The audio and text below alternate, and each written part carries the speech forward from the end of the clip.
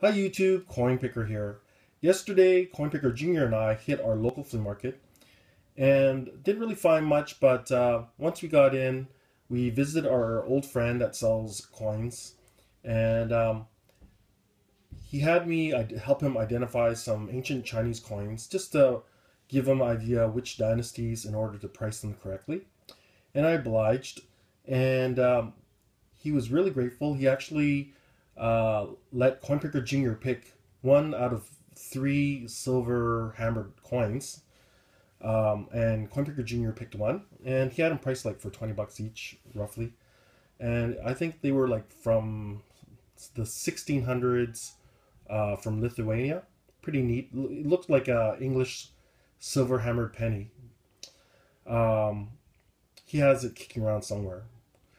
And he also, I think next stall over had some old marbles and other knickknacks, and Coinpicker Jr. wanted it. So he picked out four old vintage glass marbles, the ones with like little swirl in the middle. And yeah, that was $2. And for myself, I went through the whole flea market. Didn't really find anything, but once we got in at the beginning, one of the vendors that occasionally has some coins said he brought some in, but he was just unpacking his stuff and getting ready. So before we left, we stopped by his stall by the entrance and asked to see his coins, and he had probably a couple little baggies of foreign coins. Most of his coins, he prices them, well, a little bit on the overpriced side of things. So we never really buy anything from him. But this time, pulls out a little baggie. I pour it out in my hand, and they were about dime-sized coins. And he goes to me, "Oh, these are okay. Just got them. You probably won't find any silver or anything nice like that. They've been picked over, before."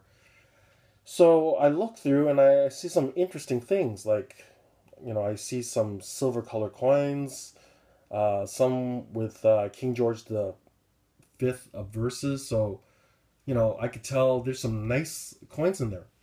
So I asked him, how much for the whole lot? And he goes, "Well, I gotta charge you per piece. I gotta maximize my profit." I go, "Well, okay, all right." And I was thinking, once he said that, I was thinking, all right, do I have to pick out the good ones versus the junkers? And he might, think, "Oh, there's some good stuff in here. I gotta price it accordingly." But he goes, "No, I'm gonna charge you per piece, 12 cents a piece. Well, let's see how many coins there are." And once he said that, I was thinking, oh, okay, this is not going to be too bad. I could actually afford to buy the whole lot and sort the good from the bad at home. So he counts them out, and I think it's about like 350. And I give him all the change in my pocket, which was actually $2.75, and he was okay about that. So the suspense must be killing you guys. So I'll just give you an overview first. It's about 28 coins, and I sorted out the silver coins from the non-silver coins. So we have here 12 silver coins, so it's almost half the coins were silver. So I don't know how he missed that. But let me start with the non-silver coins first. Most of these ones are modern world coins, mainly junkers, just vacation money, you could say. First one is from Bolivia, a copper, 1965, 5 centavos. Sorry, my hands are quite dirty with tar because I was fixing up the roof a bit, a little leak spot. Next, we have two coins from Bulgaria from 1951. They're 10 stotinki in denomination. That's a mouthful. Try to say that 10 times fast. Well, anyways, next one, well, actually, next two are from Cuba. They're 1 centavos pieces. First one's from 1953, and the next one's from 1963. So 10 years apart. This one's like some sort of brass, copper brass type of alloy. This one is aluminum. And then we have 2 coins from Curaçao. I think I'm pronouncing it right. So like a Dutch colony. From 1944. It's 1 cent denomination. And one's really corroded, while the other one's pretty nice condition. Probably like extra fine. I think the extra fine one catalogs for like a $1.50.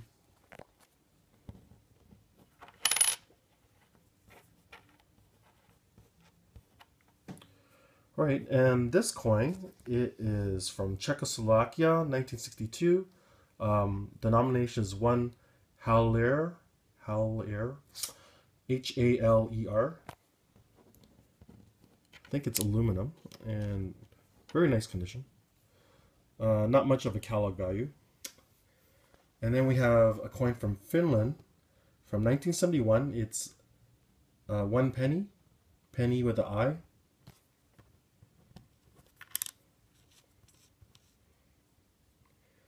And then we have a coin from Great Britain, pretty messed up, from 1963, 6 pence. Cooper nickel. Next one is from Hungary, 1963, 2 filler. Neat that it has a hole in the center as well, just like Asian coins. And this coin's from Paraguay, from 1950. It's a Centimo. Very nice condition. Next, we have a coin from the Philippines from 1962, 10 centavos.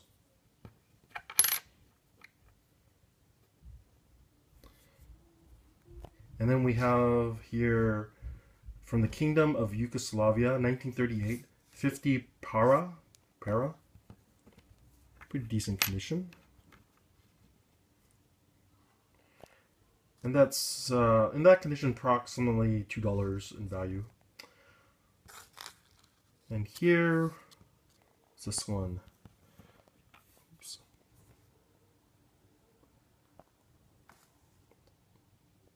It's a 10-cent coin from 1948 from the Netherlands, I believe. Pretty mashed condition. Not silver though. And then we have an apothecary weight. So like a drugstore weight from Britain. And what's interesting, I found these before, but both sides the same. But it's been countermarked, or government assayed. Because if you look closely, there's a counter stamp that has a crown, VR, I guess that's Queen Victoria, and a 6 below that. So that might be a location where it was counter stamped. So that looks like some sort of official countermark, you know, marking that this weight is correct for commercial use. Right there. So that makes it interesting, right there.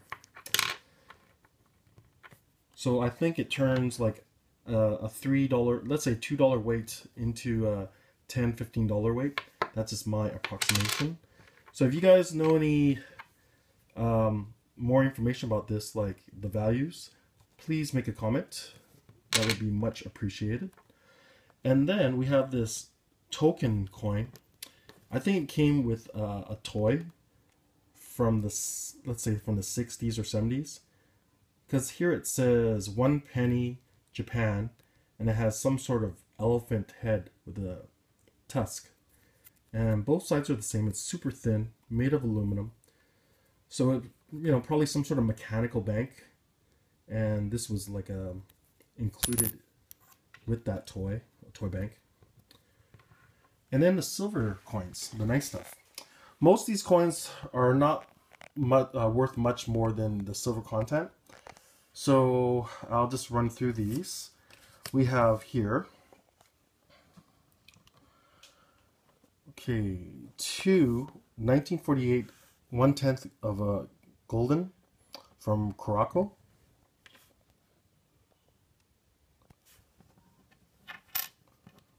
and they're 64% silver.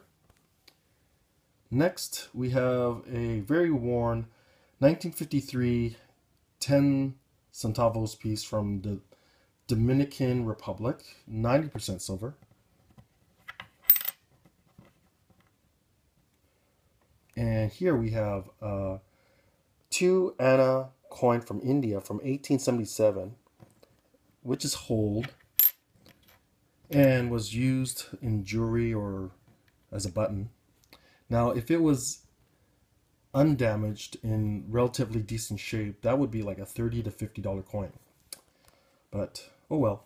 It's 91.7% silver, pretty high content.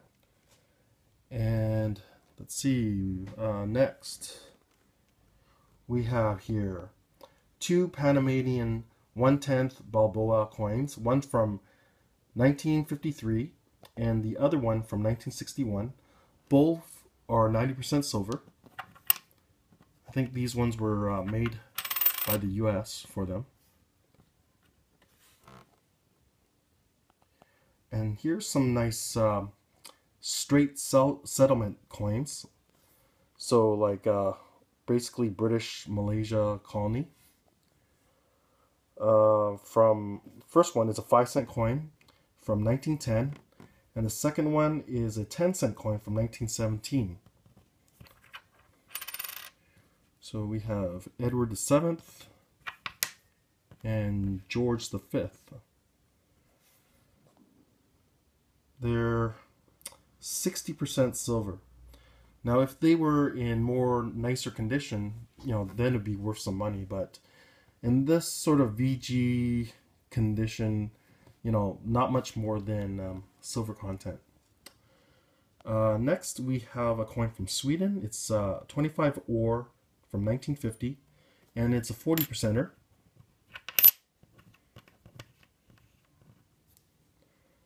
All right, and also have some coins that are super worn, but I did figure out approximately, like the time ranges of, the dates and the countries.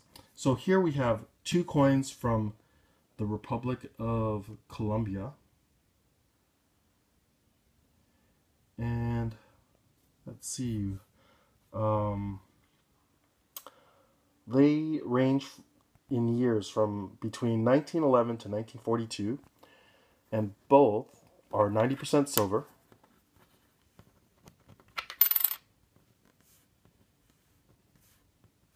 And this one is from France, obviously, but it is a 50 centimes piece from 1871 to 1895. So pretty big range there. But worn slick on the other side. But it is 83.5% silver. And there you have it. Pretty nice haul for a couple bucks. Anyways, I hope you enjoyed this video. Please rate, comment, and subscribe. And have yourself a Merry Christmas, Happy Holidays, and Happy New Year. Coinpicker out.